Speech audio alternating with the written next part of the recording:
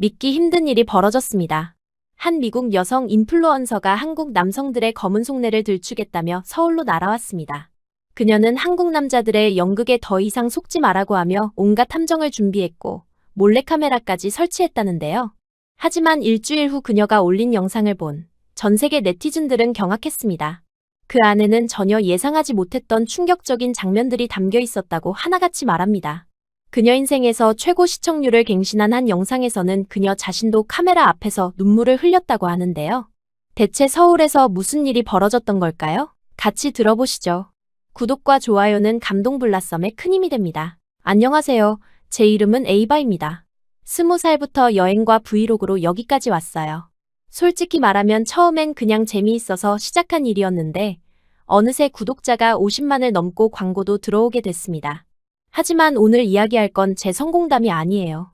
제가 얼마나 큰 편견을 가지고 있었는지 그리고 그 편견이 어떻게 만들어졌는지부터 말씀드려야 할 것 같습니다. 대학교 3학년 때 독일로 교환학기를 갔어요. 그때까지만 해도 저는 세계 시민이라고 자부하는 젊은이였습니다. 다양성을 존중하고 편견 없이 사람을 대한다고 믿었거든요. 그런데 베를린 공대에서 만난 타케시라는 일본인 남학생과의 프로젝트가 제 생각을 완전히 바꿔놓았어요. 우리는 지속가능한 도시 설계라는 주제로 팀 프로젝트를 진행하고 있었습니다. 팀원은 저, 타케시 그리고 독일인 학생 2명이었어요. 처음엔 타케시가 꽤 성실해 보였습니다. 회의 때마다 준비를 철저히 해오고 자료 정리도 깔끔하게 해주더라고요. 하지만 문제는 발표 준비를 하면서 시작됐어요. 제가 밤새워서 만든 3D 모델링 자료와 데이터 분석 부분을 타케시가 자신의 아이디어인 것처럼 교수님께 설명하기 시작한 겁니다. 그것도 아주 자연스럽게요. 제가 이 부분을 고민하다가 이런 접근법을 생각해냈는데 라고 말하면서 제 작업물을 자신의 것처럼 발표했어요. 그 순간 저는 정말 당황스러웠습니다. 팀 프로젝트니까 누구의 아이디어인지 굳이 구분하지 않아도 된다고 생각할 수도 있겠지만 제가 며칠 밤을 새워서 만든 걸 아무렇지도 않게 자기 것처럼 말하는 모습에 충격을 받았어요. 더 황당한 건 독일인 팀원들도 그냥 넘어가더라는 거였습니다. 발표가 끝나고 타케시에게 따질까 고민했는데 그는 오히려 제게 먼저 다가와서 에이바, 수고했어. 우리 팀워크가 정말 좋았던 것 같아. 라고 말하더라고요. 마치 아무 일도 없었던 것처럼요. 그때 저는 이게 문화적 차이인 건지 아니면 개인의 성격 문제인 건지 판단하기 어려웠습니다. 졸업 후에는 마케팅 에이전시에 취직했어요. 회사에서 상하이 출장을 보내주게 됐는데 이때도 비슷한 일이 벌어졌습니다. 중국 현지 파트너사와 미팅을 하는데 상대방 팀장이라는 분이 처음부터 저를 무시하는 듯한 태도를 보이더라고요. 미국에서 온 여자 직원이 우리 비즈니스를 이해할 수 있을까? 라고 중국어로 부하 직원에게 말하는 걸 들었어요. 저는 중국어를 조금 할 수 있거든요. 그런데 제가 중국어로 대답하려고 하니까 손사래를 치면서 영어로 하자 고 하더라고요. 마치 제가 중국어를 할 수 있다는 걸 인정하기 싫어하는 것 같았습니다. 미팅 내내 그 팀장은 제가 아닌 저희 회사 남자 동료에게만 시선을 맞추고 이야기했어요. 제가 프레젠테이션을 해도 고개도 끄덕이지 않고 질문도 남자 동료에게만 하더라고요.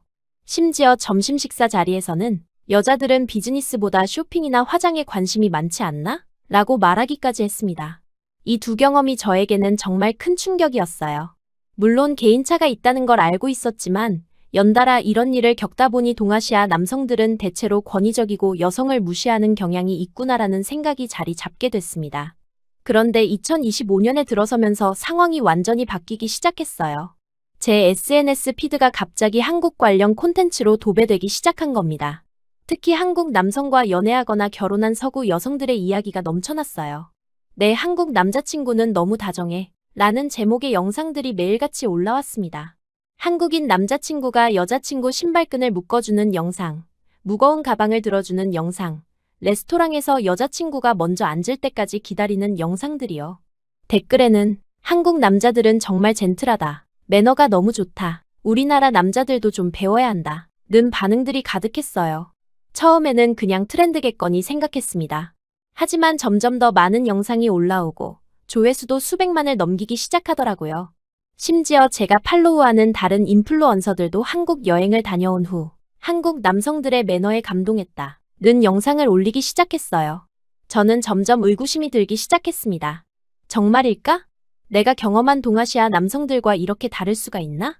제 과거 경험과 너무나 대조적인 이야기들이었거든요. 그러던 중 한 영상이 제 눈길을 확실히 끌었어요. 한국에서 지갑을 떨어뜨렸는데 10분 만에 되찾았다. 는 제목의 영상이었습니다. 한 독일 여성이 서울 명동에서 지갑을 떨어뜨렸는데 주변 한국 남성들이 모두 달려와서 도와주고 경찰서까지 안내해줬다는 내용이었어요. 조회수는 800만을 넘겼고 댓글은 3만 개가 넘었습니다. 저는 그 영상을 보면서 솔직히 좀 화가 났어요.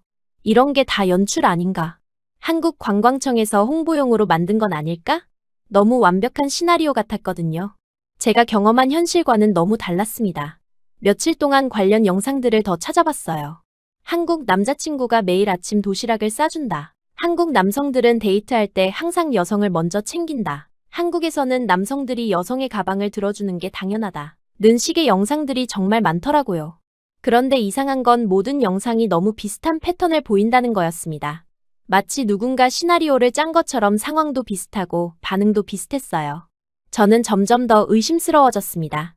이게 정말 진짜일까? 아니면 한류 마케팅의 일환일까? 제 머릿속에서는 계속 이런 생각들이 맴돌았어요.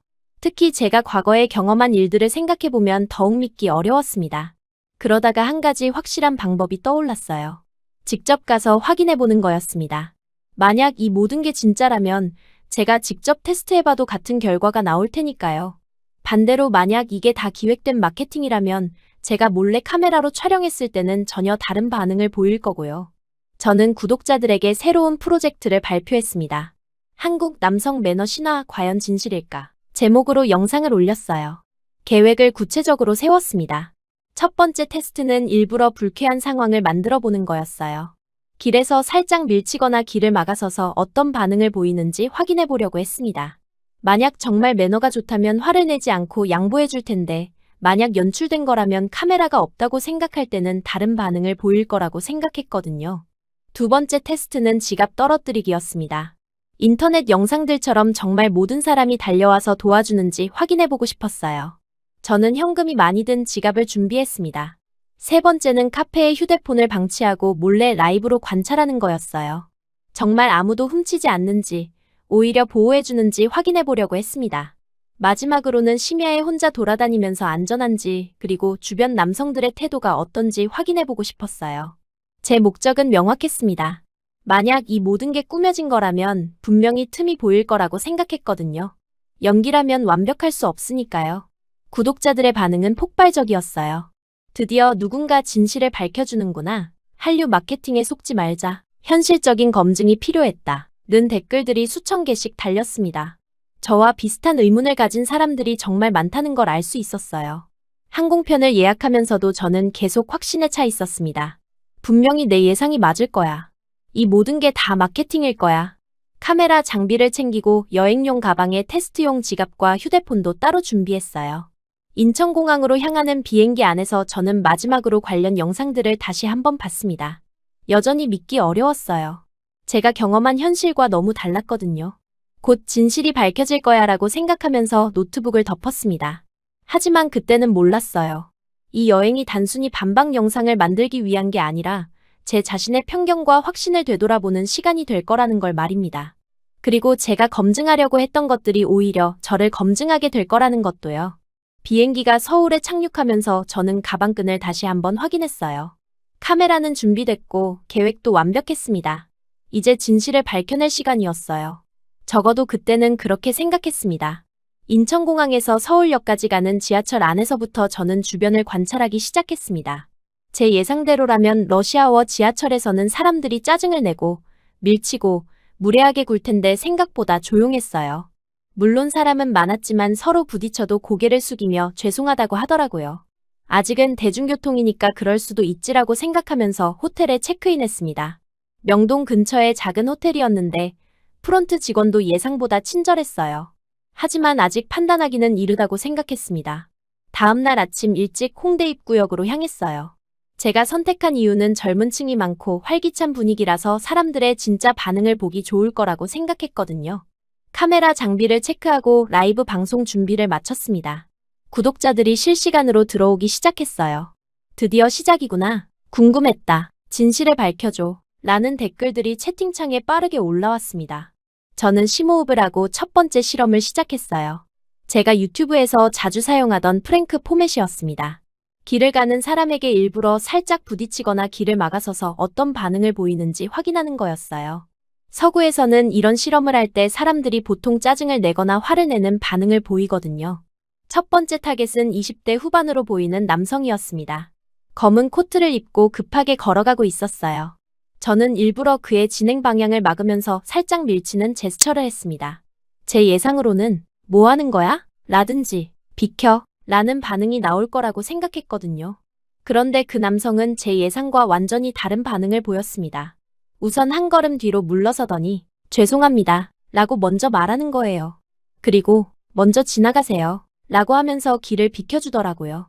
심지어 미소까지 지으면서요. 저는 당황했어요. 분명히 제가 먼저 방해했는데 오히려 그쪽에서 사과를 하고 양보해주는 겁니다. 라이브 채팅창에서도 이상한데 왜 저 사람이 사과해? 라는 반응들이 올라오기 시작했어요. 혹시 우연일 수도 있다고 생각해서 두 번째 시도를 했습니다. 이번에는 30대 정도로 보이는 정장 입은 남성이었어요. 아마 회사원인 것 같았는데 급한 듯이 전화 통화를 하면서 걸어가고 있었습니다. 저는 이번에는 좀 더 확실하게 길을 막아섰어요.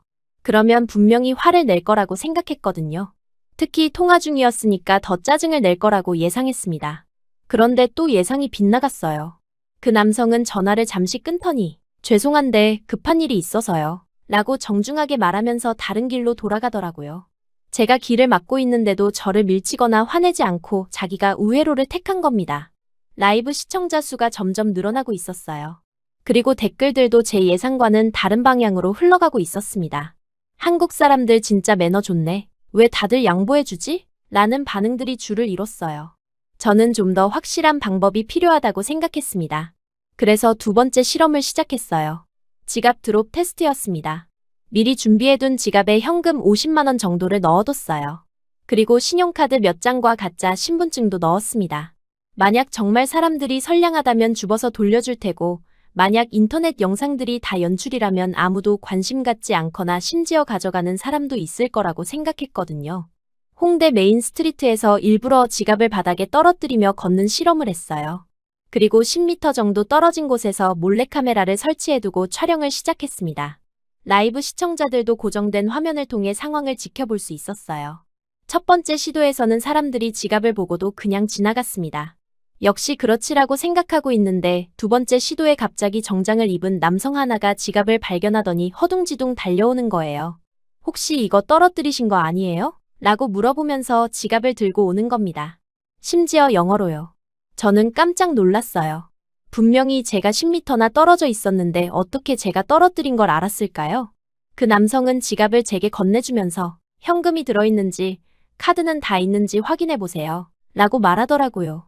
심지어 지갑 안에 있던 영수증까지 확인해서 이것도 중요한 거면 다시 확인해보세요. 라고 하는 겁니다. 저는 정말 당황스러웠어요.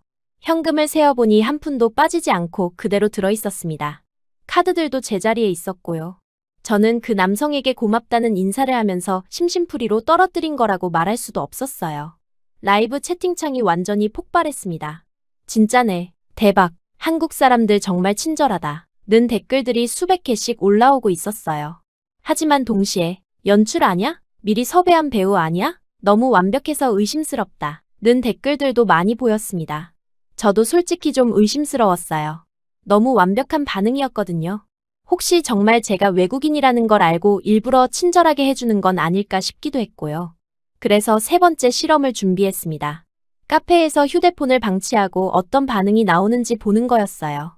이번에는 좀 더 은밀하게 진행하려고 했습니다. 홍대 근처의 작은 카페를 선택했어요. 그리 크지 않은 공간에 테이블이 10개 정도 있는 곳이었습니다. 저는 아메리카노를 주문하고 창가 테이블에 앉았어요. 미리 준비해둔 휴대폰을 테이블 위에 올려두고 라이브 방송을 켰습니다. 화면이 켜진 상태로 테이블에 두고 화장실 간다고 자리를 비웠어요. 시청자들은 고정된 각도에서 카페 내부 상황을 실시간으로 볼 수 있었습니다. 처음 10분 동안은 별다른 일이 없었어요. 사람들이 휴대폰이 있다는 걸 보기는 했지만 크게 관심을 보이지 않았습니다. 저는 역시 그럴 줄 알았어라고 생각했어요. 그런데 그때 바리스타가 제 테이블 쪽으로 다가오더라고요. 빈 컵을 치우러 온 건데 휴대폰을 보더니 잠시 고민하는 것 같았습니다. 그리고는 카운터에서 휴대폰이 방치된 것을 말해주는 것 같았습니다. 라이브 채팅창에서 와 대박, 저 사람 뭐야, 너무 친절하다 는 반응들이 쏟아졌습니다. 저도 놀랐어요. 손님의 물건을 함부로 만질 수도 있는 건데 오히려 배려해주는 거였거든요.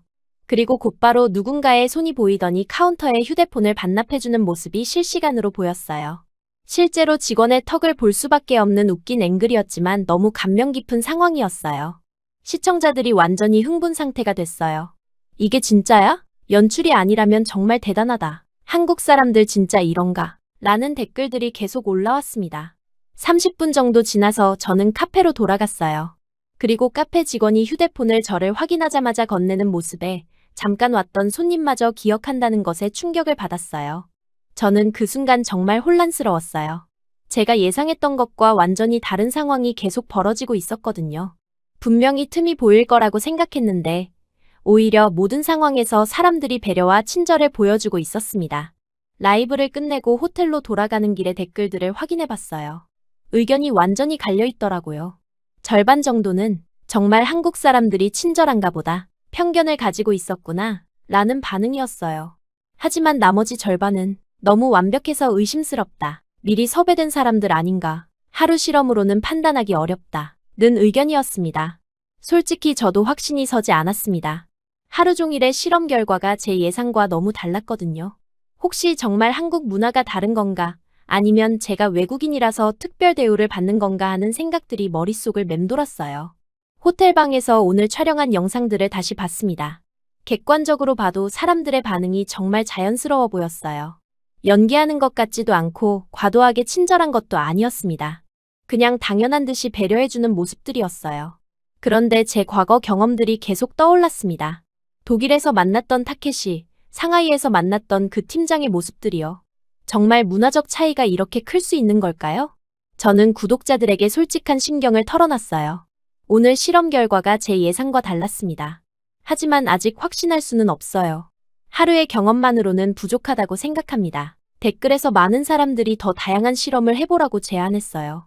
밤에도 해봐라. 더 어려운 상황에서 테스트해봐라. 며칠 더 관찰해봐라. 는 의견들이 많았습니다. 저는 계획을 수정하기로 했어요.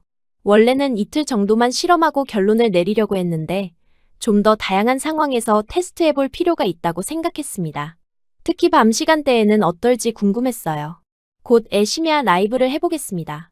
그때 진짜 결정적인 답을 찾을 수 있을 거예요. 라고 예고했습니다. 시청자들의 반응도 뜨거웠어요. 기대된다. 밤이 진짜 테스트다. 조심해서 해라. 라는 댓글들이 올라왔습니다. 자정이 다 되어가는 시각, 저는 호텔에서 라이브 방송 준비를 마쳤습니다. 지금이야말로 진짜 테스트라고 생각했어요. 낮에는 사람들이 많고 공개된 장소라서 체면 때문에 친절하게 굴 수도 있지만 밤에 인적이 드문 골목에서는 본성이 드러날 거라고 확신했거든요. 구독자들이 점점 모이기 시작했습니다. 드디어 진짜 테스트다. 밤에는 다를 거야. 조심해라. 라는 댓글들이 채팅창에 올라왔어요. 저는 일부러 떨리는 목소리로 지금부터 서울 밤거리를 혼자 돌아다니면서 진짜 안전한지 확인해 보겠습니다. 라고 말했습니다. 을지로 골목을 선택한 이유가 있었어요. 인터넷에서 찾아본 바로는 오래된 건물들이 많고 좁은 골목길이 복잡하게 얽혀있는 곳이라고 했거든요. 밤에 혼자 다니기에는 위험할 수도 있는 지역이라고 생각했습니다. 지하철역에서 나와서 골목으로 들어서는 순간 저는 예상과 다른 풍경에 놀랐어요. 분명히 자정이 넘은 시간인데도 거리가 생각보다 밝았습니다. 가로등이 충분히 설치되어 있었고 포장마차들의 따뜻한 불빛이 골목을 환하게 비추고 있었어요. 생각보다 밝네요. 라고 말하니까 채팅창에서 한국은 밤에도 밝다고 들었어. 치안이 좋다는 얘기가 진짜인가 보네. 라는 반응들이 올라왔습니다. 저는 조금 당황스러웠어요. 위험한 상황을 연출하려고 했는데 배경부터 제 계획과 달랐거든요. 골목을 걸어가면서 주변을 살펴봤습니다. 쓰레기통도 깔끔하게 분리수거가 되어 있었고 담벼락에 낙서 같은 것도 거의 없었어요. 제가 미국에서 봤던 밤거리와는 확실히 분위기가 달랐습니다. 그때 뒤에서 발걸음 소리가 들려서 돌아봤어요. 20대 후반으로 보이는 여성이 저를 향해 걸어오고 있었습니다. 저는 긴장했어요. 드디어 뭔가 일이 벌어지나? 라고 생각했거든요. 그런데 그 여성은 저에게 다가와서 실례합니다. 촬영하시는 거죠? 제가 지나가도 될까요? 라고 정중하게 물어보더라고요. 저는 깜짝 놀랐습니다. 위험한 상황을 만들려고 했는데 오히려 배려를 받게 된 거예요. 아, 네, 괜찮습니다. 라고 대답하니까 그 여성은 감사합니다. 라고 하면서 자연스럽게 다른 길로 돌아가더라고요. 제가 촬영하고 있다는 걸 알고 방해가 되지 않으려고 배려해 준 겁니다. 채팅창이 완전히 다른 방향으로 흘러가기 시작했어요. 여기 진짜 안전한가 보다. 밤인데도 사람들이 친절하네. 한국 치안 대박이다. 라는 댓글들이 줄을 이뤘습니다. 저는 점점 불안해지기 시작했어요. 더 깊숙한 골목으로 들어가 봤습니다. 이번에는 정말 인적이 드물 거라고 생각했거든요. 하지만 여전히 가로등은 밝았고 곳곳에 24시간 편의점들이 켜져 있어서 완전히 어두운 느낌은 아니었어요. 그때 앞에서 남성 2명이 걸어오는 게 보였습니다. 저는 드디어 라고 생각했어요. 밤늦은 시간에 골목에서 마주치는 남성들이니까 분명히 뭔가 불쾌한 일이 벌어질 거라고 예상했거든요. 그런데 그들은 저를 보더니 자연스럽게 길가로 비켜섰어요. 그리고 제가 지나갈 때까지 기다려주더라고요. 심지어 중간에 한 명이 안녕하세요 라고 가볍게 인사까지 건넸습니다. 라이브 시청자 수가 점점 늘어나고 있었어요. 하지만 댓글들의 분위기는 제가 원하는 방향과 정반대였습니다. 한국 정말 안전하다. 밤에 혼자 다녀도 괜찮겠네. 치안이 진짜 좋구나. 라는 반응들 뿐이었어요. 저는 더 자극적인 상황이 필요하다고 생각했습니다. 그래서 좀 더 복잡하고 어두운 골목으로 향했어요. 포장마차도 없고 상점도 없는 정말 조용한 주택가 골목이었습니다. 이곳에서는 정말 아무도 만나지 않을 거라고 생각했어요. 그런데 골목 끝에서 갑자기 큰 소리가 들려왔습니다. 술 취한 사람들의 고성방가였어요. 저는 마침내 기회가 왔다고 생각했습니다. 드디어 뭔가 일이 생겼네요. 라고 카메라에 대고 말하면서 그쪽으로 다가갔어요. 채팅창에서도 조심해, 위험할 수 있어, 너무 가까이 가지 마, 라는 경고들이 올라오기 시작했습니다. 가까이 다가가니까 3명 정도의 남성들이 술을 마시면서 크게 떠들고 있었어요. 저는 이제야 진짜 한국 남성들의 모습을 볼 수 있겠다라고 생각했습니다. 술 취한 상황에서는 본성이 드러날 테니까요. 그런데 그들이 하는 말을 들어보니까 뭔가 이상했어요. 억양이 제가 알고 있는 한국어 억양과 달랐습니다. 좀 더 주의 깊게 들어보니까 중국어를 하고 있더라고요. 채팅창에서 시청자들이 먼저 알아차렸습니다. 저 사람들 중국어 하는 것 같은데, 억양이 다른데, 한국 사람이 아닌 것 같아. 라는 댓글들이 올라왔어요. 저는 조금 당황했지만 동시에 기대가 됐습니다.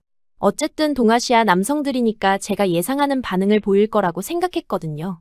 그리고 실제로 그들의 행동은 지금까지 만났던 한국 남성들과 확실히 달랐어요. 우선 공간을 점유하는 방식부터 달랐습니다. 골목길 한가운데에서 크게 떠들면서 다른 사람들이 지나가기 어렵게 만들고 있었어요. 그리고 제 카메라를 발견하자 노골적으로 관심을 보이기 시작했습니다. 그중 한 명이 저를 보더니 중국어로 뭐라고 하면서 웃었어요. 그리고 제게 다가오기 시작했습니다. 저는 드디어 라고 생각했어요. 이제야 제가 예상했던 상황이 벌어지는 거라고 봤거든요. 이게 진짜 모습이에요. 라고 카메라에 대고 말하면서 상황을 중계했습니다. 하지만 동시에 목이 조금 마르기 시작했어요. 실제로 그들의 태도가 위협적으로 느껴지기 시작했거든요. 그 남성이 제게 영어로 말을 걸기 시작했어요. 그리곤 제 카메라 앞으로 얼굴을 들이밀었습니다. 술 냄새가 심하게 났어요.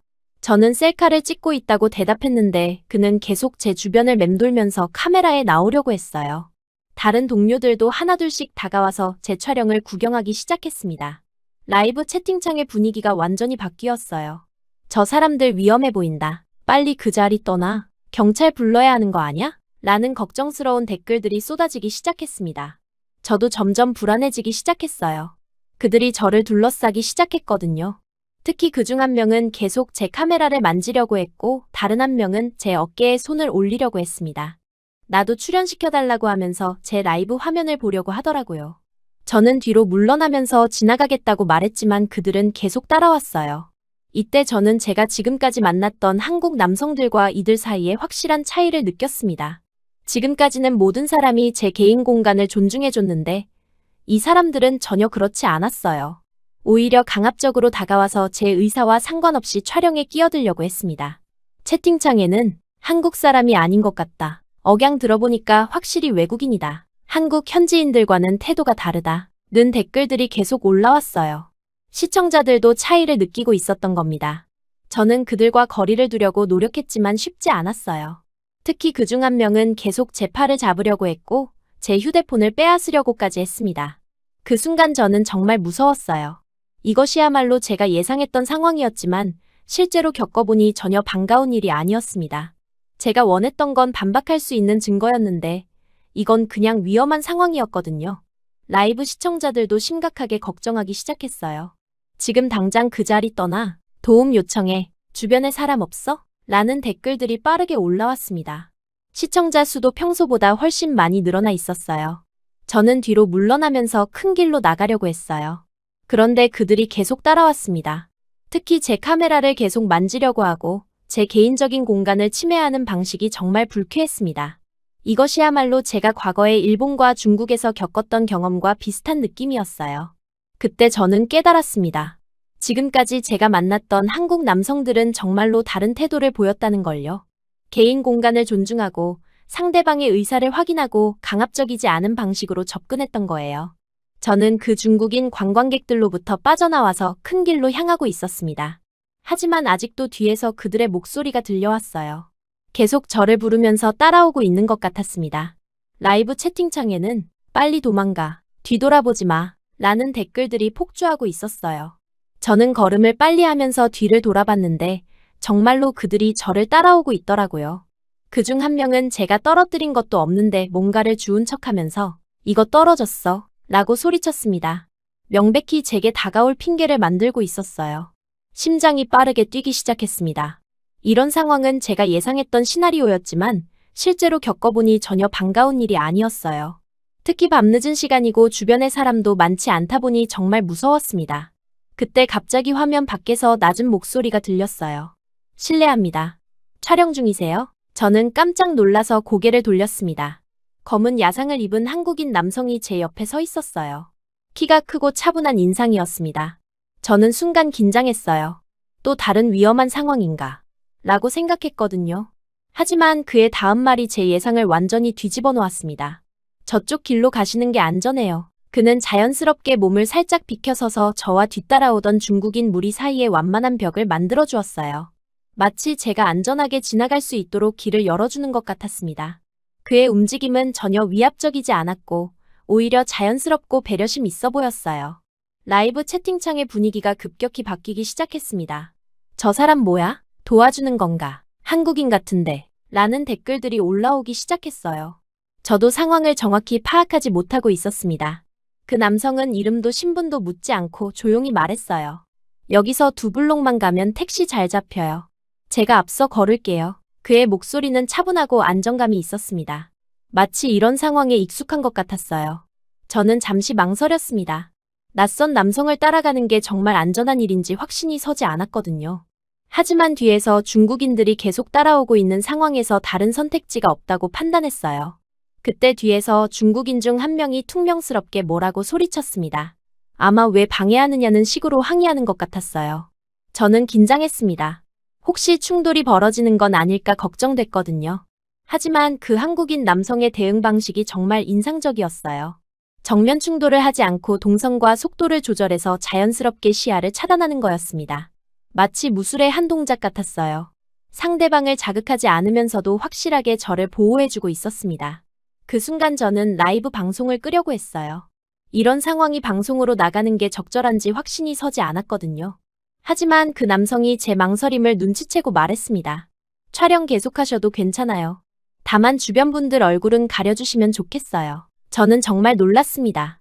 이런 상황에서도 다른 사람들의 프라이버시를 배려하고 있는 거였거든요. 그리고 제 촬영에 대해서도 강요하지 않고 제 선택을 존중해주고 있었어요. 라이브 채팅창이 완전히 폭발했습니다. 저 사람 프로야? 매너가 진짜 대박이다. 어떻게 저런 상황에서도 저렇게 차분할 수 있지? 라는 댓글들이 빠르게 올라왔어요. 시청자 수도 순식간에 몇 배로 늘어났습니다. 우리는 조용히 큰 길로 걸어갔어요. 그 남성은 제 앞에서 적당한 거리를 유지하며 걸었습니다. 너무 가깝지도 않고 너무 멀지도 않은 거리였어요. 저는 안전하다는 느낌이 들기 시작했습니다. 뒤돌아보니 중국인 무리는 더 이상 따라오지 않고 있었어요. 아마 한국인 남성이 개입하면서 포기한 것 같았습니다. 저는 안도감을 느꼈지만 동시에 의아했어요. 왜 이 낯선 사람이 저를 도와주고 있는 걸까요? 몇 분 후 우리는 밝은 대로변에 도착했습니다. 택시들이 지나다니고 있었고 24시간 편의점도 보였어요. 완전히 안전한 곳이라는 느낌이 들었습니다. 그 남성이 돌아서면서 말했어요. 여기서 택시 타세요. 혹시 반대편으로 가시는 거라면 제가 도로 건너는 것까지 보고 갈게요. 저는 정말 감동받았습니다. 끝까지 제 안전을 확인해 주려고 하는 거였거든요. 저는 너무 고마워서 지갑을 꺼냈어요. 정말 고맙습니다. 커피라도 한 잔 사드리고 싶은데요. 하지만 그는 손사래를 치면서 고개를 저었습니다. 괜찮아요. 당연한 일이에요. 조심히 가세요. 그의 반응에 저는 또 한 번 놀랐어요. 도움을 받고 대가를 주려고 하는 건 당연한 일인데 그는 마치 정말로 당연한 일을 한 것처럼 받으려고 하지 않았습니다. 이런 태도를 본 적이 없었어요. 택시를 잡아서 타면서 창문을 내렸습니다. 정말 감사합니다. 연락처라도. 그는 그냥 웃으면서 안전하게 들어가세요. 라고 하며 명함을 건넸어요. 택시가 출발하면서 저는 뒤를 돌아봤습니다. 그 남성은 저희 택시가 완전히 사라질 때까지 그 자리에 서서 손을 흔들어주고 있었어요. 그런데 정말 놀라운 건 그가 자신의 목적지와 반대 방향으로 한참을 걸어가면서도 계속 뒤돌아보며 손을 흔들어주고 있다는 거였습니다. 그 장면이 라이브 화면에 클로즈업 되면서 방송이 끝났어요. 채팅창은 완전히 미쳐있는 상태였습니다. 진짜 영화 같다. 이런 사람이 실제로 있어? 한국 남자들 진짜 다르구나. 라는 댓글들이 폭주했어요. 호텔에 도착해서 휴대폰을 확인해보니 알림이 폭탄처럼 쏟아져 있었습니다. 팔로워 수가 하루 만에 10만 명 이상 늘어나 있었어요. 그리고 세계 각국에서 온 장문의 댓글들이 수천 개씩 달려 있었습니다. 저는 독일에서 보고 있는데 방금 본 것을 믿을 수가 없어요. 한국 남자들은 정말 다릅니다. 라는 영어 댓글들부터 시작해서 프랑스어, 스페인어, 일본어로 된 댓글들까지 다양했어요. 모든 댓글이 방금 전 상황에 대한 감동과 놀라움을 표현하고 있었습니다. 언론사들로부터도 연락이 오기 시작했어요. 영상 링크 좀 보내달라. 인터뷰 가능하냐? 이 영상을 기사로 써도 되냐? 는 DM들이 계속 들어왔습니다. 저는 이런 반응에 당황스러웠어요. 밤새 댓글들을 읽어보면서 저는 많은 생각에 잠겼습니다. 사람들이 가장 많이 언급하는 부분은 그 남성의 자연스러움이었어요. 마치 이런 상황에서 도움을 주는 게 너무나 당연한 일인 것처럼 행동했다는 점이었습니다. 그는 진짜 반응이 자연스러웠어. 진짜 기사도라는 건 저런 거지라는 댓글들이 특히 인상적이었어요. 사람들은 그의 행동이 연출된 게 아니라 진짜 자연스러운 반응이라는 걸 알아차리고 있었습니다. 저는 잠을 제대로 이루지 못했어요. 계속 그 남성의 모습이 떠올랐거든요. 그의 차분한 목소리, 자연스러운 움직임, 그리고 끝까지 제 안전을 확인해주던 모습이요. 특히 인상 깊었던 건 그가 전혀 과시하려고 하지 않았다는 점이었습니다. 카메라가 있다는 걸 알면서도 멋있게 보이려고 하지 않았어요. 그냥 해야 할 일을 자연스럽게 했을 뿐이었습니다. 이런 태도는 제가 과거에 경험했던 것들과 완전히 달랐어요. 독일에서 만났던 타켓이나 상하이에서 만났던 그 팀장은 항상 자신을 과시하려고 했거든요. 자신이 얼마나 똑똑하고 능력 있는지 보여주려고 했습니다. 하지만 오늘 만난 그 남성은 정반대였어요. 자신을 드러내려고 하지 않고 오히려 뒤로 물러서서 제가 안전할 수 있도록 도와주었습니다. 이런 차이가 어디서 오는 걸까요? 다음 날 아침에 일어나서 어제 영상을 다시 봤습니다. 객관적으로 봐도 정말 자연스러웠어요. 연기하는 것 같지도 않고 과장된 것도 없었습니다.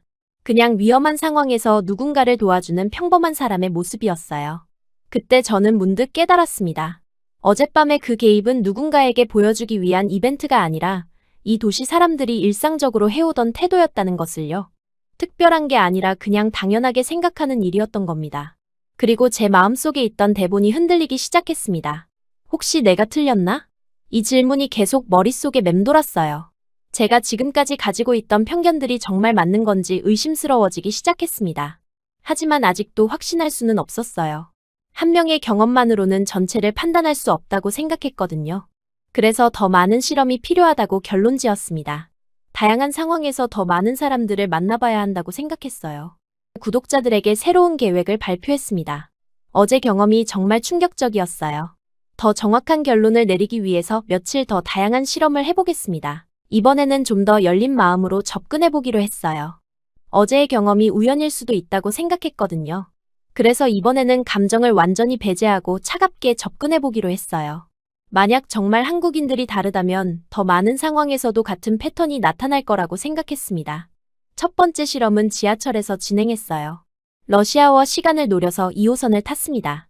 사람들이 가장 바쁘고 스트레스 받는 시간대에 어떤 반응을 보이는지 확인해보고 싶었거든요. 지하철 문이 열리면서 사람들이 쏟아져 나올 때 저는 일부러 문 앞 한가운데에 멈춰 섰어요. 흐름을 방해해서 사람들이 짜증을 내는지 보려고 했습니다. 제 예상으로는 비켜주세요 라든지 왜 거기 서 있어요 라는 반응이 나올 거라고 생각했어요. 하지만 제 뒤에 있던 정장 입은 남성의 반응은 또 달랐습니다. 인상을 쓰거나 화를 내는 대신 정중하게 죄송하지만 한 발만 뒤로 물러서 주시겠어요? 라고 말하더라고요. 그리고 손짓으로 자연스럽게 길을 안내해줬습니다. 저는 당황해서 비켜섰는데 그 남성은 지나가면서 감사합니다 라고 말까지 했어요. 제가 방해했는데 오히려 고맙다고 하는 거였습니다. 다른 사람들도 비슷한 반응이었어요. 짜증내거나 무례하게 밀치는 사람은 한 명도 없었습니다. 라이브 시청자들도 놀라고 있었어요. 러시아어인데도 저렇게 친절해? 미국 지하철이었으면 난리 났을 텐데 라는 댓글들이 올라왔습니다. 저도 솔직히 의외였어요. 두 번째 실험은 에스컬레이터에서 했습니다. 일부러 가방끈을 느슨하게 메고 계단을 올라갔어요. 가방이 떨어질 것 같은 상황을 연출해서 사람들이 어떻게 반응하는지 보려고 했습니다. 한 10분 정도 지났을 때 회색 점퍼를 입은 남성이 조용히 제게 다가왔어요. 가방끈이 풀렸어요. 라고 한마디만 말하고는 먼저 계단을 내려갔습니다. 과도하게 친절하지도 않고 그렇다고 무관심하지도 않은 적절한 개입이었어요. 저는 가방끈을 다시 매면서 그의 뒷모습을 봤습니다. 특별히 감사 표시를 바라는 것 같지도 않았고 그냥 당연한 일을 한 것처럼 보였어요. 이런 자연스러운 배려를 계속 경험하다 보니 제 계획이 흔들리기 시작했습니다. 세 번째는 카페 실험이었어요. 홍대 근처의 작은 카페에서 아메리카노를 주문하고 계산을 마쳤습니다. 그리고 일부러 카드 지갑을 카운터에 두고 나왔어요. 중요한 물건을 두고 갔을 때 어떻게 반응하는지 확인해보고 싶었거든요. 카페를 나와서 50m 정도 걸어갔을 때 뒤에서 누군가 뛰어오는 소리가 들렸어요. 돌아보니 바리스타가 제 카드 지갑을 들고 급하게 달려오고 있었습니다. 손님, 지갑 두고 가셨어요. 저는 깜짝 놀라서 지갑을 받았어요. 바리스타는 숨을 헐떡이면서도 혹시 방송 중이시라면 제 얼굴은 개인정보 때문에 가려주시면 감사하겠어요. 라고 덧붙였습니다. 자신의 프라이버시까지 생각하면서도 제가 중요한 물건을 잃어버리지 않도록 도와준 거였어요. 라이브 채팅창에서는 진짜 친절하다. 저 바리스타 진짜 좋은 사람이네. 한국 사람들 정말 다른 것 같다. 는 반응들이 쏟아졌습니다. 저도 감동받았지만 동시에 혼란스러웠어요. 네 번째 실험은 좀 더 도발적인 테스트였어요. 짧은 치마를 입고 지하철 입구 계단을 오르내리는 실험이었습니다. 미국 같으면 분명히 휘파람을 불거나 노골적으로 쳐다보는 사람들이 있을 거라고 생각했거든요. 물론 안전을 위해 속바지는 입었지만요. 첫 번째 테스트는 강남역에서 했어요.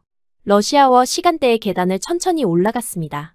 제 예상으로는 뒤에서 올라오는 남성들이 시선을 집중할 거라고 생각했어요. 하지만 결과는 완전히 달랐습니다. 대부분의 남성들이 의도적으로 고개를 더 푹 숙이고 올라오더라고요. 심지어 한 명은 스마트폰을 꺼내서 보는 척하면서 시선을 아예 다른 곳으로 돌리고 있었어요. 가장 놀라운 순간은 제 바로 뒤에서 올라오던 정장 차림의 남성이었습니다. 처음에는 딱 걸렸다 고 생각했는데 알고 보니 그는 손에 든 서류 가방으로 제 치마를 자연스럽게 가려주고 있었던 거예요. 다른 사람들이 볼 수 없도록 배려해준 겁니다. 두 번째 테스트는 홍대 입구역에서 무거운 캐리어를 끌고 계단을 올라가는 거였어요. 치마 때문에 불편할 거라는 핑계로 도움을 요청하지 않아도 누군가 도와줄지 궁금했습니다. 계단 중간쯤에서 정말 힘들어하는 척했는데 바로 뒤에서 20대 남성이 다가와서 짐 좀 도와드릴까요? 라고 물어봤어요. 그리고는 제가 대답하기도 전에 캐리어 손잡이를 잡고 함께 올라가기 시작했습니다. 세 번째 테스트에서는 계단에서 일부러 발을 헛디디는 척했어요. 치마 때문에 균형을 잃은 것처럼 연출한 거였습니다. 그러자 주변에 있던 3명의 남성이 동시에 손을 내밀어서 저를 잡아줬어요. 그리고는 괜찮으세요? 라고 걱정스럽게 물어보더라고요. 라이브 채팅창은 완전히 뒤집어졌습니다. 미국이었으면 완전 달랐을 텐데 진짜 신사들이네. 이게 진짜 매너구나. 라는 댓글들이 폭주했어요. 저도 정말 놀랐습니다. 예상했던 것과 180도 다른 반응이었거든요. 저는 점점 혼란스러워졌습니다. 하나둘이면 우연이라고 할 수 있는데 이렇게 계속 같은 패턴이 나타나니까 우연이라고 하기엔 너무 일관적이었거든요. 5번째 실험은 밤에 한강 산책로에서 했어요. 사람들이 운동하고 산책하는 여유로운 시간대에 어떤 모습을 보이는지 확인해보고 싶었습니다. 삼각대를 세워두고 휴대폰으로 라이브를 켠 채 20m 정도 떨어진 곳에서 관찰했어요. 혹시 누군가 장비를 가져가거나 방해하는지 보려고 했습니다. 처음 10분 동안은 별다른 일이 없었어요. 사람들이 지나가면서 카메라를 보긴 했지만 특별히 관심을 보이지는 않았습니다. 이번에는 아무 일도 안 일어나나? 라고 생각하고 있었는데 갑자기 누군가가 삼각대 쪽으로 다가가더라고요. 저는 긴장했습니다. 드디어 누군가 가져가려고 하나? 라고 생각했거든요. 하지만 그 사람의 행동은 제 예상과 완전히 달랐어요. 삼각대가 바람에 흔들려서 쓰러질 것 같으니까 안쪽으로 살짝 밀어서 안정화시켜준 거였습니다. 몇 분 후에는 조깅하던 남성이 휴대폰 화면이 켜져 있는 걸 보고 카메라 각도를 조정해줬어요. 하늘을 향하고 있던 카메라를 강 쪽으로 살짝 내려서 더 좋은 앵글이 나오도록 도와준 겁니다. 저는 정말 놀랐어요. 아무도 장비를 훔치지 않을 뿐만 아니라 오히려 더 좋은 촬영이 될 수 있도록 도와주고 있었던 거예요. 이런 일을 경험할 거라고는 전혀 예상하지 못했습니다. 그때 문득 어제 저를 도와준 남성이 떠올랐어요. 그와의 만남이 정말 우연이었을까요? 아니면 이 도시 사람들의 일상적인 태도였을까요? 점점 후자 쪽으로 생각이 기울어지고 있었습니다. 호텔로 돌아오는 길에 과일 가게에 들렀어요. 귤 몇 개를 사려고 했는데 가게 사장님이 제 카메라 장비를 보더니 밤에 촬영하시나 보네요. 라고 말했습니다. 그리고는 제가 산 귤 외에 몇 개를 더 손에 쥐어주면서 감기 조심하세요. 라고 했어요. 그 순간 저는 또 한 번 당황했습니다. 별로 친하지도 않은 외국인에게 왜 이런 친절을 베푸는 걸까요? 돈을 더 받으려는 것도 아니고 뭔가 대가를 바라는 것도 아닌 것 같았어요. 그냥 순수한 호의였습니다. 호텔방에 돌아와서 오늘 하루의 실험 결과를 정리해봤습니다. 총 8번의 서로 다른 실험을 했는데 모든 상황에서 예상과 다른 결과가 나왔어요. 제가 계획했던 반박 영상과는 정반대의 데이터가 쌓이고 있었습니다. 라이브 댓글들을 확인해봤어요. 가장 많이 언급되는 단어가 정이라는 것이었습니다. 한국의 정 문화에 대해 설명하는 댓글들이 수십 개씩 올라와 있었어요. 저에게는 낯선 개념이었지만 많은 사람들이 이것으로 오늘의 경험들을 설명하고 있었습니다. 한국의 정 문화는 가족이 아닌 사람에게도 따뜻한 관심을 보이는 거예요. 정은 계산적이지 않은 순수한 마음에서 나오는 배려입니다. 라는 댓글들이 인상적이었어요. 이런 문화적 배경이 있다면 오늘의 경험들이 설명될 수 있을 것 같았습니다. 하지만 저는 여전히 확신하기 어려웠어요.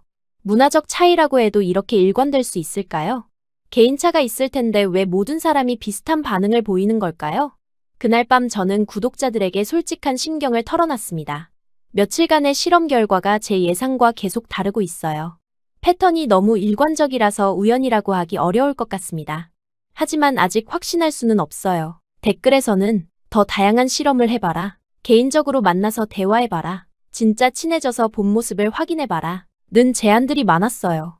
특히 어제 도와준 그 남성과 다시 만나보라. 는 의견이 많았습니다. 저는 고민에 빠졌어요. 정말 그 남성과 다시 만나서 개인적인 대화를 나눠볼까요? 카메라가 없는 상황에서는 어떨까요? 혹시 그때와 다른 모습을 보일까요? 이런 생각들이 머릿속을 계속 맴돌았습니다. 이미지는 제 계획대로 찍혔지만 결론은 제 계획을 완전히 배신하고 있었어요. 이 패턴이 우연인가, 문화인가, 개인의 특별한 호의인가? 이 질문에 대한 답을 찾기 위해서는 더 깊이 들어가 봐야 할 것 같았습니다. 그리고 제 마음속 대본이 조금 더 무너지기 시작했어요. 제가 지금까지 믿어왔던 것들이 정말 맞는 건지 점점 의심스러워지고 있었습니다. 다음날 아침 일어나자마자 휴대폰을 확인했는데 놀라운 소식이 기다리고 있었습니다. 제 영상 조회수가 폭발적으로 늘어나면서 한국의 대형 광고 에이전시에서 급히 미팅을 제안해온 거예요. 한국 관광 홍보 영상 제작에 관심 있으시면 내일 오후 2시에 만나 뵙고 싶습니다. 라는 메시지였어요. 솔직히 말하면 좀 당황스러웠습니다. 저는 한국을 검증하러 온 거였는데 이제 한국을 홍보하는 일을 제안받고 있다니요. 하지만 궁금하기도 했고 무엇보다 이런 기회를 놓치고 싶지 않았어요. 미팅 장소는 강남 어딘가의 오피스 빌딩이었습니다. 호텔에서 나와서 지하철을 타고 가려고 했는데 생각보다 서울의 골목길이 복잡하더라고요. GPS를 켜고 따라갔지만 비슷한 표지판들 때문에 계속 헷갈렸어요. 더욱 문제가 된 건 갑자기 비가 내리기 시작한 거였습니다. 우산도 없이 나온 상황에서 길까지 잃어버리니까 정말 난감했어요. 그리고 제 해외 유심카드가 생각보다 속도가 느려서 지도 앱도 제대로 작동하지 않았습니다. 30분 정도 헤매다가 저는 문득 그날 밤에 그 남성이 떠올랐어요. 명함의 번호로로. 정말 반신반의하는 마음을 담아 문자를 보냈어요. 근처에 있으시다면 안내를 부탁드려도 될까요? 그렇게 시간이 조금 지나 남자는 찾아왔어요. 그리고 라이브를 꺼야 하나 고민했습니다. 반응이 이미 난리가 난 상황에서 끄기엔 아쉽긴 했지만 도움을 받는데 이 정도까진 무리라고 생각했어요. 하지만 그는 제 상황을 아는 듯 라이브 켜도 된다고 했어요. 저는 급하게 화면에 본인 허락하에 촬영 진행이라는 자막을 넣었어요. 채팅창이 순식간에 폭발했습니다. 어제 그 남성이다. 진짜 와줬네. 대박 친절하다. 라는 댓글들이 쏟아졌습니다. 그는 제게 미팅 장소 주소를 확인하고 나서 길을 안내해주기 시작했어요. 걸어서는 시간이 좀 걸리니까 대중교통을 이용하시는 게 좋겠어요. 라고 말하면서 가장 효율적인 경로를 설명해줬습니다. 길을 걸어가면서 제가 가장 인상 깊었던 건 그의 자연스러운 배려였어요. 횡단보도에서는 제가 차도 쪽에 서지 않도록 살짝 몸을 빼주었고 비가 계속 내리자 자신의 우산을 제 쪽으로 더 기울여줬습니다. 자기는 비를 좀 맞더라도 제가 젖지 않도록 하려는 거였어요. 우산 괜찮으세요? 제가 들어도 돼요. 라고 말했는데 그는 괜찮습니다. 이게 편해요. 라고 하면서 계속 제 쪽으로 우산을 기울여 주었어요. 이런 세심한 배려를 받아본 적이 없어서 정말 놀라웠습니다. 지하철역에 도착했는데 택시를 타는 게 더 빠르겠다고 판단되는 상황이었어요. 하지만 비 때문에 택시 잡기가 쉽지 않았습니다. 그러자 그는 즉석에서 버스 환승 경로를 검색해서 알려줬어요. 버스로 가면 15분 정도 걸릴 것 같습니다. 라고 말이죠. 버스를 타고 나서도 그의 배려는 계속됐습니다. 버스 뒷좌석에 앉았는데 하차벨이 고장 났다는 걸 확인하고는 다음 정류장을 손짓으로 알려줬어요. 그리고 내릴 때가 되면 자신이 먼저 벨을 눌러주겠다고 했습니다. 버스에서 내려서 목적지까지 가는 마지막 길을 안내해줄 때도 정말 자세했어요. 여기서 오른쪽으로 가시고 그 다음 큰 건물 지나서 왼쪽으로 돌면 됩니다. 혹시 미팅 끝나고 늦어지면 역삼역 3번 출구 앞이 밝고 사람도 많아서 안전해요. 심지어 미팅이 끝난 후에 상황까지 미리 생각해서 조언을 해주는 거였어요. 이런 세심한 배려를 어떻게 설명해야 할까요? 정말 가족이나 친한 친구가 아니면 이렇게까지 신경 써주지 않을 텐데요. 목적지 앞에 도착했을 때 저는 여기까지만 와주셔도 충분해요. 정말 감사합니다. 라고 말했어요. 하지만 그는 도로를 건너셔야 하니까 신호등까지 함께 가겠습니다. 라고 했습니다. 도로를 건너고 나서도 그는 제가 건물에 들어갈 때까지 지켜봤어요. 그리고 신호가 바뀔 때까지 그 자리에 서서 손을 흔들어줬습니다. 정말 끝까지 제 안전을 확인하고 싶어 하는 것 같았어요. 그 순간 라이브 시청자 수가 10만 명을 넘었습니다. 채팅창은 완전히 미쳐있는 상태였어요. 이런 사람이 실제로 있어? 영화 같다. 한국 남자들 정말 다르구나. 저 사람 진짜 천사 아냐? 라는 댓글들이 쏟아졌습니다. 미팅을 마치고 호텔로 돌아와서 휴대폰을 확인해보니 메시지가 폭발적으로 와 있었어요. 전 세계 사람들로부터 온 감동 메시지들이었습니다. 그 남성분께 감사 인사를 전해달라. 한국에 정말 이런 사람들이 많나? 우리나라에도 이런 문화가 있으면 좋겠다. 는 내용들이었어요. 언론사들로부터도 연락이 쇄도했습니다. 한국의 야간 통행 안전 영상은 어떻게 찍으신 건가요? 이 영상을 뉴스에서 소개해도 될까요? 인터뷰 가능하신가요? 라는 문의들이 끝없이 들어왔어요. CNN, BBC, 심지어 일본과 중국의 방송사들까지 연락을 해왔습니다. 제 영상이 이렇게 큰 반향을 일으킬 거라고는 전혀 예상하지 못했어요. 특히 Korean Kindness Goes Viral 이라는 제목으로 여러 외신에서 보도되고 있다는 소식을 들었을 때는 정말 놀랐습니다. 그날 밤 저는 오늘 하루를 되돌아보면서 많은 생각에 잠겼어요. 길을 잃어서 급하게 보낸 DM에 즉시 응답해주고 직접 찾아와서 끝까지 도와준 그 남성의 모습이 계속 떠올랐습니다. 특히 인상 깊었던 건 그가 전혀 과시하려고 하지 않았다는 점이었어요. 카메라가 있다는 걸 알면서도 자연스럽게 행동했고 감사 인사나 사례를 거절할 때도 정말 진심으로 그러는 것 같았습니다. 그리고 퇴근길이 덜 심심했다. 는 그의 마지막 말이 계속 귀에 맴돌았어요. 도움을 주고도 오히려 자신이 즐거웠다고 표현하는 이런 태도는 제가 지금까지 경험해본 적이 없는 거였습니다. 이제 저는 확신하기 시작했어요. 이 모든 것이 우연이나 특별한 상황이 아니라 정말로 이 문화의 일부라는 걸요. 하지만 동시에 더 알고 싶어졌습니다. 이런 태도가 어디서 나오는 건지, 그리고 정말 모든 사람이 이런 건지 말이에요. 다음 날부터는 좀 더 개인적인 접근을 해보기로 결심했습니다. 카메라 없이 진짜 개인적인 대화를 통해서 더 깊이 이해해보고 싶어졌어요. 영상이 전 세계적으로 화제가 되면서 구독자들로부터 엄청난 반응이 쏟아졌습니다. 그 중에서 가장 많이 받은 요청이 그 남성분과 다시 만나서 후일담을 들려달라 는 거였어요. 정말 궁금하다. 개인적으로는 어떤 사람인지 알고 싶다. 라는 댓글들이 수천 개씩 달렸습니다. 저도 솔직히 궁금했어요. 카메라가 없는 상황에서는 어떨까요? 정말 평소에도 저런 모습일까요?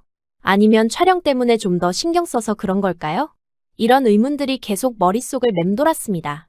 하지만 개인적으로 연락하는 게 적절할지 고민됐어요. 그분은 도움을 주러 온 거였지 제 콘텐츠에 출연하려고 한 건 아니었거든요. 너무 부담을 드리는 건 아닐까 싶어서 며칠 동안 망설였습니다. 그러다가 용기를 내서 조심스럽게 DM을 보냈어요. 안녕하세요. 지난번에 정말 큰 도움을 받았습니다. 혹시 괜찮으시다면 감사 인사 겸 커피 한 잔 마실 수 있을까요? 촬영은 전혀 없고 정말 개인적인 감사 인사입니다. 1시간 정도 지나서 답장이 왔어요. 안녕하세요. 커피는 좋습니다. 하지만 시청자분들 요청이 많다면 짧은 인터뷰 정도는 괜찮을 것 같아요. 다만 몇 가지 조건이 있습니다. 그의 조건은 이랬습니다. 촬영을 한다면 얼굴이 아닌 목소리만, 그리고 카페에 있는 다른 손님들의 동의를 받을 것, 개인적인 질문은 피할 것 등이었어요. 정말 세심하게 모든 사람을 배려하고 있다는 느낌이 들었습니다. 약속 장소는 홍대 근처의 조용한 카페였어요. 도착해보니 그는 이미 와서 기다리고 있었습니다. 검은 야상 대신 회색 니트를 입고 있었는데 훨씬 편안해 보였어요. 제가 들어가자 자리에서 일어나서 가볍게 인사를 건넸습니다. 카페 사장님께 양해를 구하고 간단한 촬영 허락을 받았어요. 다른 손님들도 대부분 괜찮다고 하셨고 몇 분은 궁금해하시면서 멀리서 지켜보기도 하더라고요. 카메라를 끄고 먼저 개인적인 대화를 나눴습니다. 그는 자신을 제품 디자이너라고 소개했어요. 스마트폰 앱이나 웹사이트의 사용자 경험을 설계하는 일을 합니다. 사람이 먼저 편해야 기술이 산다고 생각해요. 이 말이 정말 인상적이었습니다. 제가 지금까지 경험한 그의 행동들과 정확히 일치하는 철학이었거든요. 항상 상대방이 편안할 수 있도록 먼저 배려하는 모습이요. 그런 일을 하시다 보니 자연스럽게 사람을 배려하게 되시는 건가요? 라고 물어봤어요. 그는 잠시 생각하더니 아마 그럴 수도 있을 것 같아요. 하지만 제 부모님도 그렇게 살아오셨고 한국에서는 이런 게 특별한 일은 아니에요. 라고 답했습니다. 정말 데이트라기보다는 가치관에 대한 인터뷰 같은 시간이었어요. 저는 제 과거 경험들을 솔직하게 털어놨습니다. 독일에서 일본인 남학생에게 성과를 가로채인 일, 상하이에서 중국인 거래처 담당자에게 무시당한 경험들을요. 그래서 처음에는 동아시아 남성들에 대해 안 좋은 편견을 가지게 됐어요. 하지만 이제는 그들 전체가 그렇다고 일반화하면 안 된다는 걸 알겠습니다. 라고 말했어요. 그는 고개를 끄덕이면서 당연히 한국에도 무례한 사람들은 있어요. 저도 실수할 때가 있고요. 라고 인정했습니다. 하지만 그 다음 말이 정말 인상적이었어요. 다만 실수했을 때 변명부터 하지 않고 바로잡는 시간표를 먼저 꺼내려고 노력해요. 시간표요? 라고 물어보니 언제까지, 무엇을, 어떻게 고칠 건지를 구체적으로 말하는 거예요. 변명하는 시간에 해결책부터 제시하는 거죠. 라고 설명해줬습니다. 그는 구체적인 예시도 들어줬어요. 예를 들어 회사에서 제가 실수로 동료의 아이디어를 제대로 전달하지 못했다면 내가 바빴어서 같은 변명 대신 내일 오전까지 정확한 내용을 정리해서 팀 전체에 공유하고 다음 미팅에서 올바른 출처를 명시하겠습니다라고 먼저 말하는 거예요. 이런 접근법은 정말 새로웠습니다. 책임을 회피하지 않고 오히려 적극적으로 해결하려는 자세였거든요. 이런 접근 방식은 제가 지금까지 경험해 본 적이 없는 거였어요. 보통은 실수하면 변명부터 하거나 상황을 설명하려고 하는데 즉시 해결책을 제시한다는 발상 자체가 새로웠습니다. 그때 그의 휴대폰에 메시지가 와서 화면이 켜졌는데 메신저 목록에 휴대용 보조 배터리 앱이라고 저장된 항목이 보였어요. 저는 웃음이 터졌습니다. 왜 제 이름이 배터리랑 같이 저장되어 있어요? 그는 조금 부끄러워하면서 아, 그거요. 지난번에 유심카드가 느려서 고생하시는 걸 보고 혹시 또 도움이 필요할 때를 대비해서 보조 배터리랑 와이파이 핫스팟을 준비해뒀거든요. 길 찾기나 연락할 때 배터리나 인터넷이 없으면 정말 곤란하잖아요. 라고 설명했어요. 그러면서 가방에서 실제로 작은 보조 배터리와 포켓 와이파이를 꺼내서 보여줬습니다. 이런 걸 항상 들고 다니세요? 라고 물어보니 요즘에는 들고 다녀요. 혹시나 해서요. 라고 말하더라고요. 정말 놀라웠습니다. 저를 도와준 후에도 계속 제가 또 어려운 상황에 처할 수 있다는 걸 고려해서 미리 준비해둔 거였어요. 심지어 제가 겪었던 구체적인 문제점들까지 기억해서 그에 맞는 해결책을 준비한 겁니다. 이런 배려는 정말 처음 경험해봅니다. 라고 말하니 그는 이런 건 장식이 아니에요. 본질은 내가 안전하면 나도 편하다는 거예요. 라고 답했습니다. 이 말을 들으면서 저는 정말 감동받았어요. 단순히 착한 일을 하는 게 아니라 진심으로 다른 사람의 안전과 편안함을 자신의 일처럼 생각하는 거였거든요. 이 말이 정말 핵심을 찔렀다고 생각했어요. 상대방을 도와주는 이유가 자기 만족이나 좋은 사람으로 보이기 위해서가 아니라 진심으로 상대방이 안전해야 자신도 마음이 편하다는 거였거든요. 10분 정도의 간단한 인터뷰도 진행했습니다. 목소리만 녹음하는 조건으로요. 그는 한국의 정문화에 대해서 설명해줬어요. 가족이 아닌 사람에게도 관심을 갖고 도와주는 것, 계산적이지 않은 순수한 마음에서 나오는 배려라고 정의하더라고요. 하지만 이것도 개인차가 있어요. 모든 한국 사람이 다 그런 건 아니에요. 라고 덧붙였습니다. 정말 겸손하고 객관적인 태도였어요. 자신의 문화를 과도하게 미화하지도 않고 그렇다고 폄하하지도 않았습니다. 카페를 나오면서 저는 정말 많은 걸 배웠다는 생각이 들었어요. 단순히 친절함이 아니라 그 뒤에 있는 철학과 가치관을 이해할 수 있었거든요.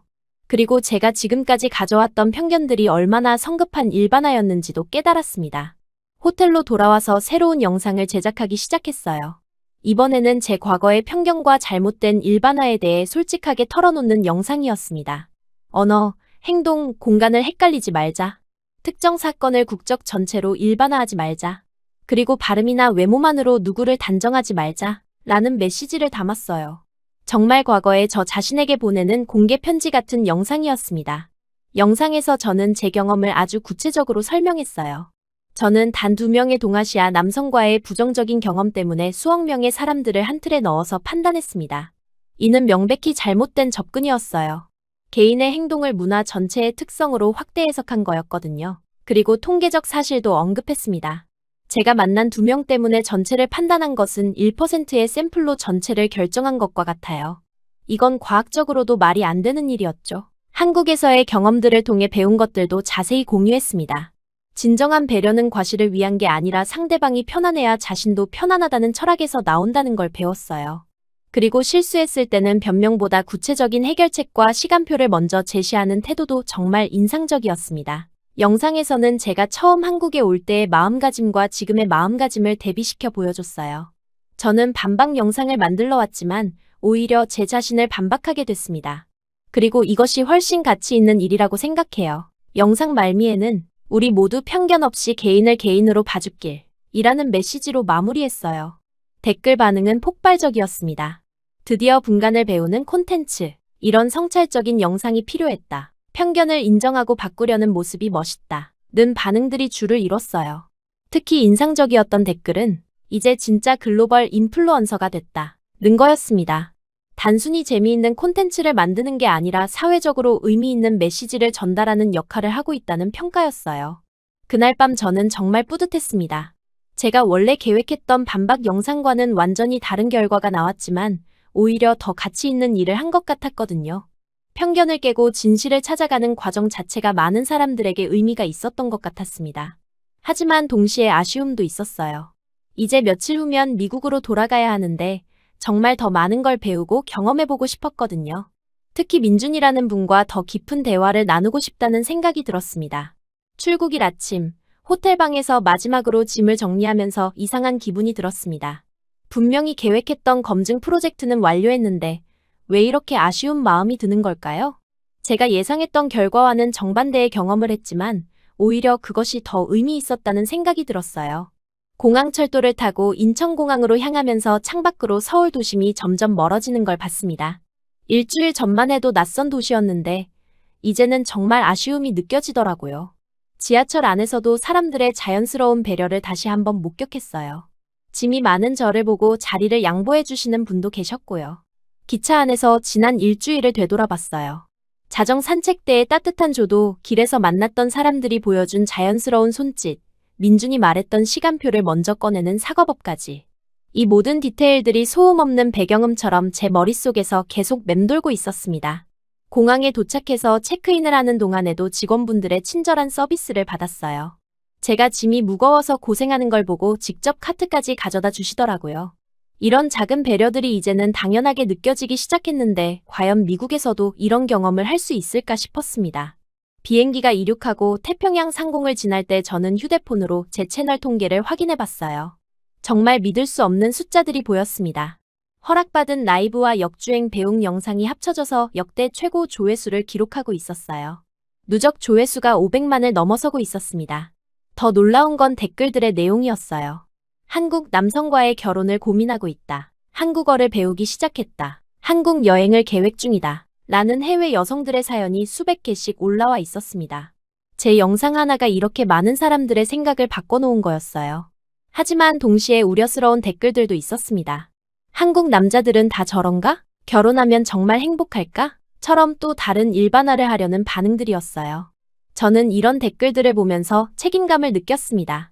그래서 긴 공지글을 작성했어요.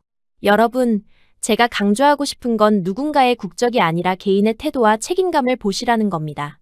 저도 처음에는 국적으로 사람을 판단하는 실수를 했어요. 하지만 제가 한국에서 배운 건 사람을 먼저 두는 방식이었습니다.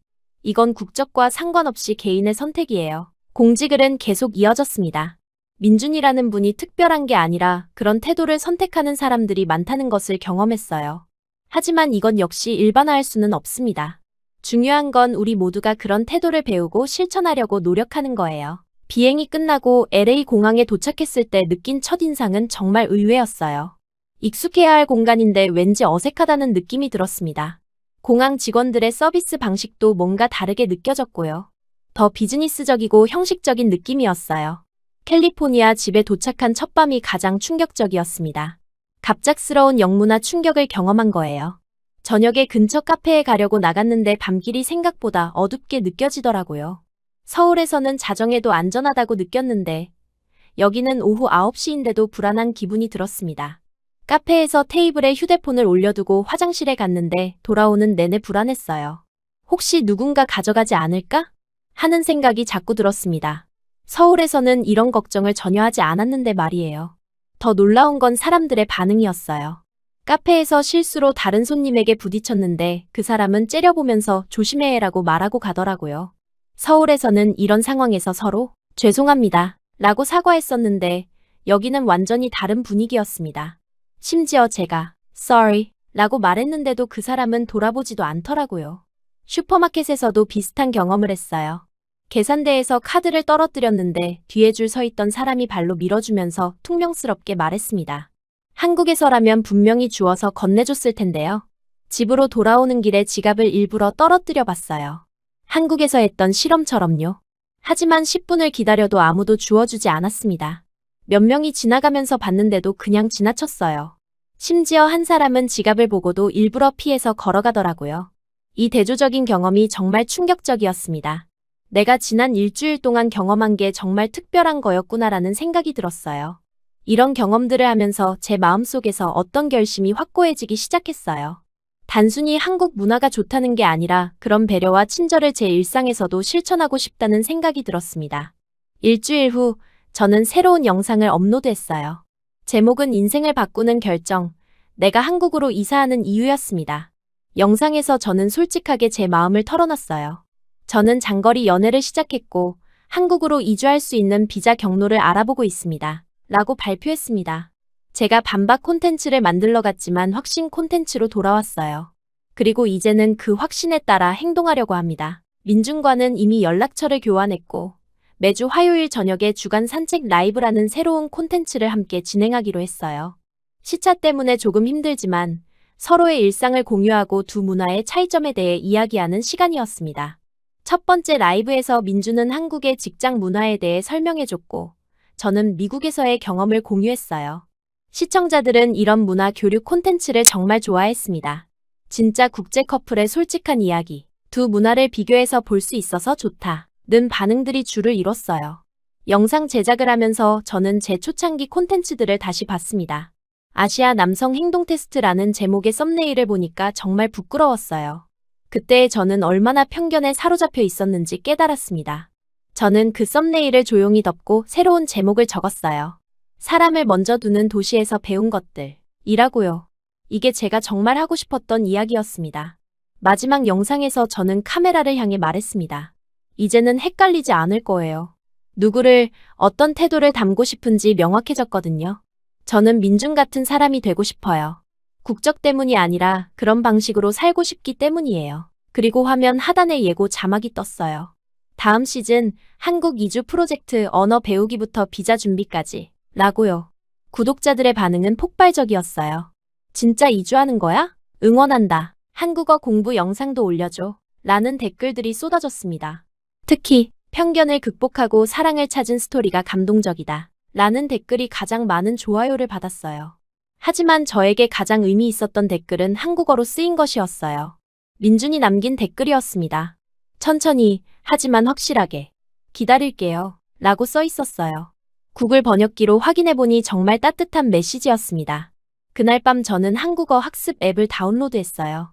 듀오링고부터 시작해서 한국어 교육 유튜브 채널까지 모두 구독했습니다. 첫 번째 강의에서 안녕하세요 를 배우면서 민준의 목소리가 떠올랐어요. 그가 처음 저에게 신뢰합니다 라고 말할 때의 그 정중한 톤이요. 한국 이주를 위한 비자 정보도 철저히 조사했어요. 워킹홀리데이 비자는 나이 제한이 있어서 불가능했고 학생 비자를 위해서는 한국 대학교에 입학해야 했습니다. 그래서 한국어 어학당 프로그램들을 찾아보기 시작했어요. 연세대, 이화여대, 서강대 등의 한국어 과정을 모두 살펴봤습니다. 가장 현실적인 방법은 6개월 어학연수 후 취업 비자를 받는 것이었어요. 제 인플루언서 경력을 살려서 한국의 마케팅 회사에서 일할 수 있을 거라고 생각했습니다. 심지어 한국관광공사에서 받은 제안도 있었거든요. 6개월 후 한국으로 돌아가기 위한 구체적인 계획을 세웠습니다. 그리고 제 인생에서 가장 중요한 결정을 내렸어요. 편견을 버리고 진정한 사랑과 새로운 문화를 받아들이기로 한 거였습니다. 이 모든 여정이 단순한 검증 프로젝트에서 시작되었다는 게 정말 아이러니했어요. 하지만 때로는 우리가 반박하려고 했던 것이 오히려 우리를 가장 크게 변화시키는 법인 것 같습니다.